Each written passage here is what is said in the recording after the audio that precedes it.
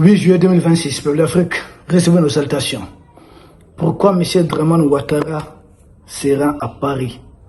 Notamment, il s'agit de son voyage du 3 juillet 2026. Nous avons creusé, nous avons trouvé les informations. Macron l'appelle pour faire part d'un projet franco-Zelensky. Parce qu'il faut le dire comme ça, surtout Macron-Zelensky. Ce projet qui vise à installer des mercenaires de M. Zelensky le long de la frontière Mali-Burkina, mais du côté de la Côte d'Ivoire, de chez M. Alassane Dramane Ouattara. C'est le cas. Zelensky, à chaque fois qu'il y a des attaques contre un pays de l'AES, comme c'est le cas le plus souvent, et le cas le plus illustre, c'est l'embuscade tendue à l'armée malienne à Tinzaouaten, des officiels de Zelensky, c'est-à-dire de l'Ukraine, ont réclamé, ont revendiqué avoir participé à de telles actions. Et vous saviez, depuis 2022, M. Zelensky, toujours avec le concours de la jeune française, a ouvert beaucoup d'ambassades tout autour de nous.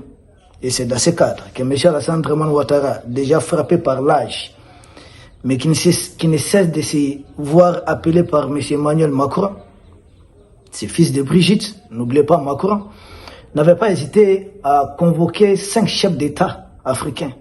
Et il a fait, oui, M. Emmanuel Macron. Il a appelé nos chefs d'État. Venez clarifier votre position. C'est ce qu'il a fait. Et il continue avec Dramane. Dramane, chaque fois dans l'avion, il est allé répondre à l'appel de Macron. Et les choses sont claires. On lui demande, je vous avais parlé déjà d'un avion cargo de Zelensky qui est arrivé en Côte d'Ivoire après avoir transité par une base française. Et plus tard, un terreau qu'on avait arrêté avait avoué d'ailleurs avoir été formé par ces gens. Et ils ont réussi des équipements, des instructeurs sont arrivés dans ce sens. Et la même chose continue. Et la preuve la plus irréfutable, c'est des drones que nous neutralisons, des drones de terreau, sont des drones en réalité qui devaient servir là-bas, en Ukraine, mais qu'on retrouve ici. C'est triste. Comment un pays qui s'est dit agressé est en train d'agresser des pays africains? Ah non, vous n'avez pas le droit de collaborer avec tel. J'ai dit, mais depuis quand ça existe ça dans le monde? Les mêmes qui le disent. Je salue au passage notre très respectée, la grande Aminata Dramane Traoré, notre tante à nous, très brillante, brillantissime. J'ai suivi une de ses interventions, elle disait, mais Emmanuel Macron venait de rentrer de la Chine avec un contrat de 13 milliards d'euros pour les entreprises françaises. Mais le même Macron demande aux pays africains de ne pas collaborer avec la Chine, mais c'est de la sorcellerie ça quand même. C'est là où nous en sommes. Et ils mettent en avant, ils disent à leur opinion, ces gens-là sont totalement anti-français. J'ai dit, mais ça veut dire quoi être anti-français? Il y a des entreprises françaises ici qui font leurs affaires, il y a Orange ici, ils ont beaucoup d'hôtels, ils ont beaucoup de restaurants. Non, nous disons de respecter notre souveraineté et d'accepter et surtout comprendre que nous sommes des pays souverains et que c'est nous qui devons décider d'avec qui nous devons avoir des partenariats ou pas.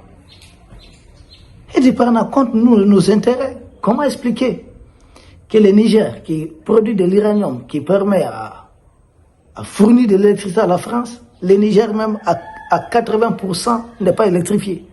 Comment expliquer cela? Et tout chef d'État du Niger qui tente d'en parler, il est systématiquement éliminé. C'est Amani Diori, qui pourtant était l'homme de la France, quand il arrive au pouvoir. Nous savons comment Bakary Dibo a été écarté. Amani Diori. Mais sa femme a été assassinée. Pourquoi? Ensuite, Mamadou Tandia, comment est-ce qu'il a été renversé?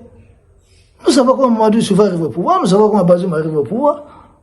Et nous savons pourquoi Bazoum tenait de tels discours. Nous, on sait qui était derrière Bazoum, qui le poussait. Les Africains, quand même, ne sont pas tombés de la dernière pluie. Ils veulent entretenir un système qui vise à garantir l'épanouissement de certains pays hors Afrique et de garantir, d'assurer la pauvreté, l'appauvrissement artificiel de l'Afrique. De sorte que des enfants africains se jettent à la Méditerranée juste pour aller laver des assiettes là-bas. Attendez, c'est sérieux? Ou bien être des gardiens, des vigiles? Nos enfants, les enfants africains prennent le risque. Beaucoup meurent dans le désert pour les rejoindre là-bas parce qu'ils ont mis en place un système qui vise à appauvrir l'Afrique de sorte que notre natalité même devient une menace pour eux. Au même moment, ils sont en train de demander aux femmes là-bas, demander aux couples là-bas de faire plus d'enfants. Ils demandent aux Africains de ne pas faire plus d'enfants parce qu'ils savent à quel point ils sont en train d'appauvrir l'Afrique et plus de populations africaines. Ça demande plus de ressources en Afrique. Donc ça va pousser les Africains à ouvrir davantage les yeux sur les enjeux. Et ils auront moins de choses à se mettre sous la dent. Donc même notre natalité devient une menace pour eux. Et pour cela, il faut mettre des gens à la tête de certains pays africains qui vont faire leurs affaires, qui vont rouler pour eux comme si Dramane Ouattara arrive au pouvoir dans les blindés, dans les chars combats de l'armée française. Quelqu'un va dire, ah oui, lui il a été élu. J'ai dit, élu par qui? À l'époque, les droits ivoiriens disent quoi? C'est le Conseil constitutionnel qui proclame les vainqueurs.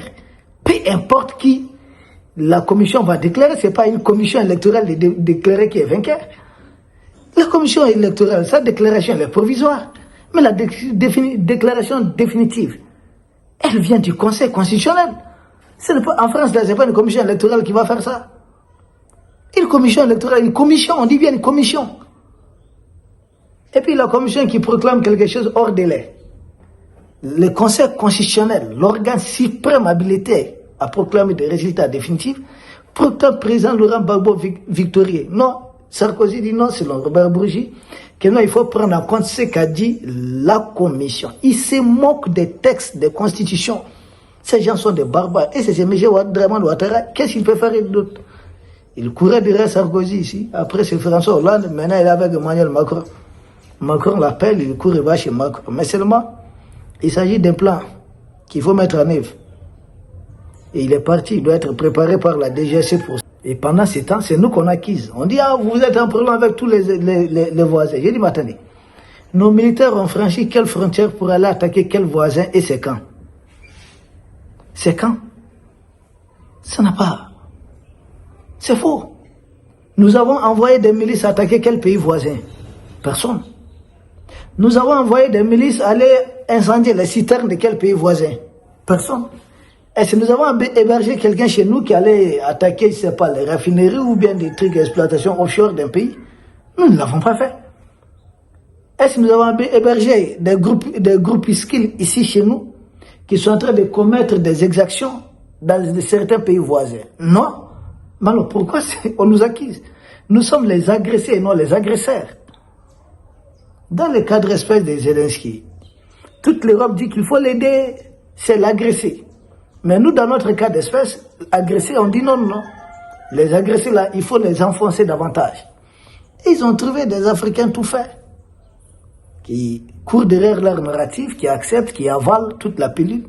Et eux-mêmes, ils ont le courage de prendre des résolutions depuis le 18 juin 2026 pour appeler le Burkina à permettre que leurs médias propagande continuent de verser leur venin dans les cerveaux de nos concitoyens. Nous ne sommes pas d'accord. C'est d'être fait la propagande d'Al-Qaïda. On parle de tout, il s'agit d'Al-Qaïda. C'est Al-Qaïda qui sont en train de soutenir. Et quand Zelensky veut faire déployer des trucs le long de nos frontières, les pays qui acceptent cela, qu'ils sachent raison garder. Qu'ils sachent raison garder.